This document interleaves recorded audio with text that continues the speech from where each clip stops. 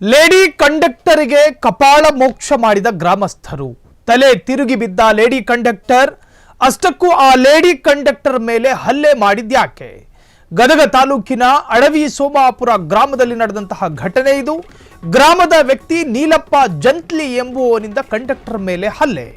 ಪ್ರಕಾಶ ಸಂಕಣ್ಣ ಎಂಬುವವರು ಮಗಳು ಶಾಲೆಗೆ ಹೋಗ್ತಾ ಇದ್ರಂತೆ. ಬಸ್ಗಾಗಿ ಕಾಯುತ್ತಿದ್ದ ಪ್ರಕಾಶ್ ಸಂಕಣ್ಣನ ಮಗಳು. ಆದರೆ ಬಸ್ ನಿಲ್ಲಿಸದ ಕಾರಣ ಪ್ರಕಾಶ್ ಸಂಕಣ್ಣ ಸಿಟ್ಟಿಗೆದ್ದಿದ್ರು. ಕಂಡಕ್ಟರ್ ನಡವಳಿಕೆಯಿಂದ ಬೇಸತ್ತ ಗ್ರಾಮಸ್ಥರು ಬಸ್ ಚೇಂಜ್ ಮಾಡಿ ತಮ್ಮ ಮಗಳನ್ನ ಬಸ್ಗೆ ಹತ್ತಿಸಿದ್ರು. ಈ ವೇಳೆ ಲೇಡಿ ಕಂಡಕ್ಟರ್ ಪ್ರಕಾಶ್ ಮೇಲೆ ಆವಾಜ್ ಹಾಕಿದ್ರು. ನೀವೆಲ್ಲಿ ಬೇಕಾದ್ರೂ ಅಲ್ಲಿ ಬಸ್ ನಿಲ್ಲಿಸುವಂತೆ ಇಲ್ಲ, ಚೆಕ್ಕಿಂಗ್ ಬಂದ್ರೆ ನಮಗೆ ಸಮಸ್ಯೆ ಆಗುತ್ತೆ, ನಿಮ್ಮ ಮಗಳನ್ನ ಕೆಳಗೆ ಇಳಿಸಿ ಎಂದು ಆವಾಜ್.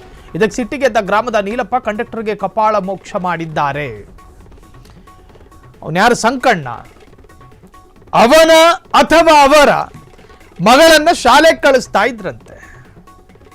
ಬಸ್ಸು ಮಕ್ಕಳನ್ನ ಕಂಡು ನಿಲ್ಲಿಸ್ಲಿಲ್ವೋ ಅಥವಾ ಇವರು ನಿಲ್ಲಿಸಿದ ಜಾಗ ಅಧಿಕೃತವಾದ ಸಾರಿಗೆಯ ಬಸ್ ಸ್ಟ್ಯಾಂಡ್ ಆಗಿರ್ಲಿಲ್ವೋ ಅದು ಬೇರೆ ಚರ್ಚೆ.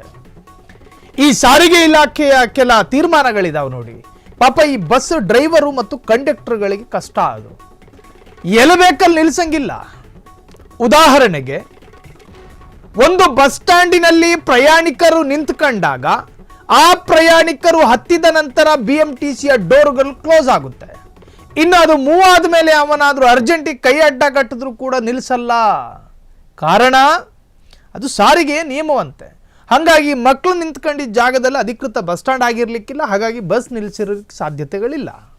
ಇನ್ನು ಈ ಸಂಕಣ್ಣ ಪೌರುಷ ತೋರಿಸಿದ್ದು ಈ ಹೆಣ್ಣು ಮಗಳ ಮೇಲೆ. ಕಪಾಳಕ್ಕೆ ಹೊಡೆದಿರೋದು ಈ ರೆಸ್ಲಿಂಗ್ಗಳಲ್ಲಿ ಫೈಟ್ ಮಾಡ್ತಾರೆ ನೋಡು, ಹಂಗೆ ಹೊಡಿತಾನಾತ ಕಪಾಳಕ್ಕೆ. ತಪ್ಪದು. ಹೆಣ್ಣು ಮಗಳ ಮೇಲೆ ಅತ್ಯಂತ ಅಮಾನುಷ ದಾಳಿ ಅಂತ ಕರಿತೀವಿ ಅದನ್ನು ನಾವು. ಹೆಣ್ಣು ಮಗಳ ಮುಖ ನೋಡಿ ಮುಖಕ್ಕೆ ಕೊಡಿಯೋದಿದೆಯಲ್ಲ, ಅದರಷ್ಟು ಅವಮಾನಕಾರವಾದಂತಹದ್ದು ಮತ್ತೊಂದಿಲ್ಲ. ವೇದ ಗ್ರಂಥಗಳಲ್ಲಿ ಹೇಳಿದೆ, ಮನುಷ್ಯರು ಮುಖ ನೋಡ್ಕೊಂಡು ಕಪಾಳಕ್ಕೆ ಹೊಡಿಬೇಡಿ ಅಂತ. ಅದರಲ್ಲೂ ಕೂಡ ಹೆಣ್ಣಿಗೆ. ಆ ಹೆಣ್ಣು ಮಗಳ ವಿರುದ್ಧ ನಿಮಗೇನಾದ್ರೂ ಕಂಪ್ಲೇಂಟ್ಗಳಿದ್ರೆ ಡಿಪೋ ಕಂಪ್ಲೇಂಟ್ ಕೊಡು. ಸಂಕಣ್ಣ, ನಿನ್ನ ಸಂಕಣ್ಣನ ಸಂಕಟಗಳನ್ನು ಡಿಪೋ ಮ್ಯಾನೇಜರ್ಗೆ ಹೇಳ್ಕೊಳ್ಳಿ. ಅಕ್ರಮ್ ಪಾಷಾಗೆ ನಿಮ್ಮ ಮಗಳಿಂದ ಒಂದು ಪತ್ರ ಬರೆಸಿ, ನನ್ನ ಮಗಳು ಶಾಲೆಗೆ ಹೋಗುತ್ತಿದ್ದಾಳೆ, ನನ್ನ ಮಗಳು ನಿಂತುಕೊಳ್ಳುವ ಸ್ಥಳದಲ್ಲಿ ಬಸ್ಸುಗಳನ್ನು ನಿಲ್ಲಿಸಲಾಗುತ್ತಿಲ್ಲ, ಹಾಗಾಗಿ ಈ ಮಗಳ ತಂದೆಯಾದ ನಾನು ವಿದ್ಯಾರ್ಥಿಗಳಿಗೆ ಇದು ತಪ್ಪು ಸಂದೇಶಗಳನ್ನು ಕೊಡ್ತಾ ಇಲ್ಲ. ವಿದ್ಯಾರ್ಥಿಗಳಿಗೆ ಬಸ್ ನಿಲ್ಲಿಸುವಂಥ ಅವಕಾಶವನ್ನು ಸಾರಿಗೆ ಇಲಾಖೆಯ ಮುಖ್ಯಸ್ಥರು ಮಾಡಬೇಕು. ಮಕ್ಕಳು ಕಲ್ತ್ರೆ ತಾನೇ ನಾಳೆ ದಿನ ಸರ್ಕಾರಿ ನೌಕರರನ್ನು ಗಿಟ್ಟಿಸಿಕೊಳ್ಳೋದು. ವಿದ್ಯಾರ್ಥಿಗಳಿಗೆ ಯಾಕೆ ಹಿಂಸೆ ಕೊಡ್ತೀರಿ ಬಸ್ಗಳನ್ನು ನಿಲ್ಲಿಸದೆ? ಅದರರ್ಥ ನಿಲ್ಲಿಸದ ಕಾರಣ ಹತ್ತುಬಿಟ್ಟು ಹೆಣ್ಮಕ್ಳಿಗೆ ಹೊಡಿಬೇಕು ಅಂತಲ್ಲ. ದರಿದ್ರ ಸಂಕಣ್ಣಂಗೆ ಅರ್ಥ ಆಗಬೇಕು. ನೀನು ಹೊಡೆದಿದ್ದು ಪ್ರಬಲ ವ್ಯಕ್ತಿಯನ್ನಲ್ಲ, ಒಂದು ಹೆಣ್ಣು ಮಗಳ ಕಪಾಲಕ್ಕೆ ಹೊಡಿತಿ ನೀನು. ಏನ ಕೈಗಳು ನೋಡಬೇಕು. ಹಳಸಿನಕಾಯಿ ಆ ಮರನೆರಡು ಪಕ್ಕಾಸ್ ಮಾಡಿದ್ರೆ ಹಂಗೈತ್ ಕೈ.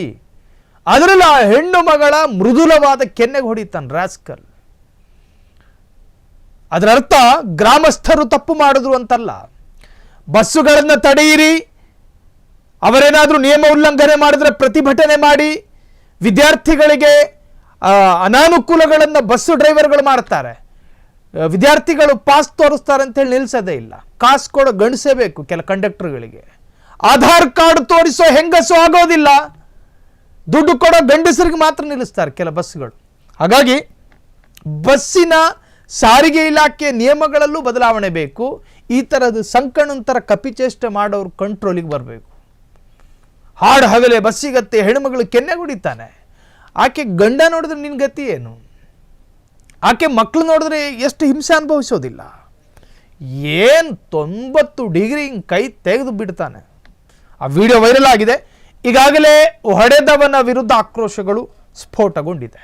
ಕ್ಷಣ ಕ್ಷಣದ ಸುದ್ದಿಗಳಿಗಾಗಿ ಫ್ರೀಡಂ ಟಿವಿ ಸಬ್ಸ್ಕ್ರೈಬ್ ಮಾಡಿ, ಲೈಕ್ ಮಾಡಿ ಹಾಗೂ ಫಾಲೋ ಮಾಡಿ. ಹೊಸ ಸುದ್ದಿಗಳ ನೋಟಿಫಿಕೇಶನ್ಗಾಗಿ ಬೆಲ್ ಐಕಾನ್ ಮೇಲೆ ಕ್ಲಿಕ್ ಮಾಡಿ.